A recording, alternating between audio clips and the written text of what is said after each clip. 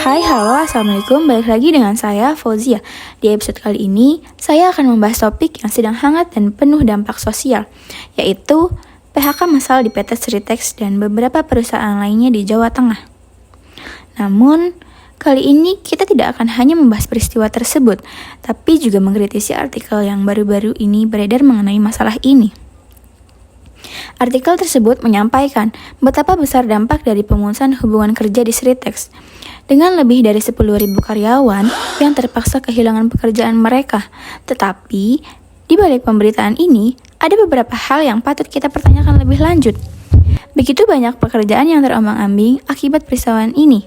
Namun, mari kita lihat dari sudut pandang yang lebih kritis. Apakah artikel ini benar-benar memberikan gambaran yang lengkap? Apakah ia hanya mengungkapkan sisi-sisi yang terlihat? Atau ada banyak hal yang tersembunyi di sebaliknya? Pertama, artikel ini memang memberikan informasi yang jelas tentang apa yang terjadi, yang dimana PT Sritex bangkrut karena tidak mampu membayar hutang, serta PHK massal yang terjadi di beberapa perusahaan lain. Tetapi, satu hal yang mencolok adalah kurangnya penjelasan mendalam tentang penyebab kebangkrutan Sritex. Hanya disebutkan secara umum bahwa mereka tidak bisa membayar hutang. Tapi, kenapa hutang itu bisa menumpuk ya? Apakah ini akibat manajemen yang buruk? Atau mungkin karena kondisi pasar yang sedang mengalami perubahan drastis? Tanpa analisis yang lebih mendalam, kita hanya melihat sebagian dari cerita ini. Artikel ini juga terkesan memberikan solusi yang bersifat sementara. Misalnya, upaya pemerintah untuk mencairkan klaim JHT dan JKP agar pekerja bisa mendapatkan bantuan finansial sebelum lebaran. Namun, apakah itu cukup? PHK ini tidak hanya soal uang semata. Banyak dari pekerja yang terkena dampak mungkin kesulitan beradaptasi dengan situasi baru mereka. Bagaimana dengan program pelatihan keterampilan baru atau dukungan psikologis bagi mereka yang kehilangan pekerjaan? Jika hanya mengandalkan pencairan dana JHT, itu hanya solusi jangka pendek. Kita butuh solusi jangka panjang untuk memastikan para pekerja bisa kembali bangkit. Selain itu, artikel ini hanya menyentuh sedikit tentang proses hukum yang ada. Misalnya, terkait dengan Undang-Undang Cipta Kerja yang menurut pasal 151 ayat 2 mengatur prosedur PHK dan perundingan bipartit antara pengusaha dan pekerja. Tapi, seberapa efektifkah perundingan ini di lapangan? Apakah PHK yang dilakukan oleh Sritex sudah melalui prosedur yang sesuai dengan hukum? Ini adalah hal yang sangat penting untuk dipahami, karena tidak semua perusahaan akan patuh pada aturan yang ada. Kurangnya pembahasan tentang aspek hukum ini bisa menimbulkan pertanyaan. Apakah perusahaan seperti Sritex benar-benar melaksanakan PHK dengan cara yang adil dan sesuai dengan prosedur yang ada? Atau apakah ada pelanggaran yang tidak terungkap dalam artikel ini?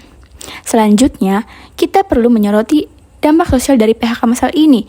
Artikel ini menyoroti dampak ekonomi, namun kurang memperhatikan efek sosial dan psikologis yang timbul akibat kehilangan pekerjaan secara tiba-tiba.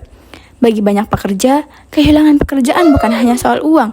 Ini bisa sangat mengganggu kesejahteraan mental dan sosial mereka. Namun, artikel ini tidak mengulas bagaimana perusahaan atau pemerintah bisa menyediakan dukungan psikologis atau program reintegrasi sosial bagi mereka yang terdampak. Satu lagi yang cukup mengundang perhatian adalah adanya syarat usia dalam program penampungan pekerja yang ditawarkan pemerintah. Dalam artikel disebutkan bahwa perusahaan yang bekerja dengan pemerintah hanya menerima pekerjaan yang berusia di bawah 45 tahun. Hal ini tentu bisa dipertanyakan, karena banyak pekerja yang lebih tua dengan pengalaman yang bertahun-tahun justru terabaikan hanya karena usia mereka. Bukankah seharusnya pengalaman kerja menjadi aset? Bukan penghalang. Jika kita bicara soal keberagaman dan inklusi di tempat kerja, kebijakan ini bisa dianggap diskriminatif. Bagaimana dengan mereka yang berusia lebih dari 45 tahun yang seringkali kesulitan menemukan pekerjaan baru? Mengapa mereka harus diabaikan begitu saja? Jadi, walaupun artikel ini memberikan gambaran yang mengenai krisis yang terjadi di Sritex dan dampaknya terhadap pekerja, ada banyak aspek yang kurang digali dengan lebih dalam. Mengapa Sritex bisa jatuh di titik ini? Apa solusi yang lebih komprehensif dan berkelanjutan yang harusnya dipertimbangkan? Bagaimana dengan dukungan untuk pekerja yang lebih tua atau mereka yang kesulitan beradaptasi dengan pekerjaan baru? Menurut saya, artikel ini memberikan gambaran yang sangat terbatas tentang situasi yang lebih besar, Kita butuh lebih banyak informasi, lebih banyak analisis, dan lebih banyak solusi jangka panjang untuk memastikan tidak ada lagi PHK massal yang memengaruhi begitu banyak orang, adanya persiapan yang matang. Baik, terima kasih sudah mendengarkan podcast kali ini. Jangan lupa untuk membagikan pemikiran kalian tentang topik ini. Apakah kalian setuju dengan kritik yang saya sampaikan?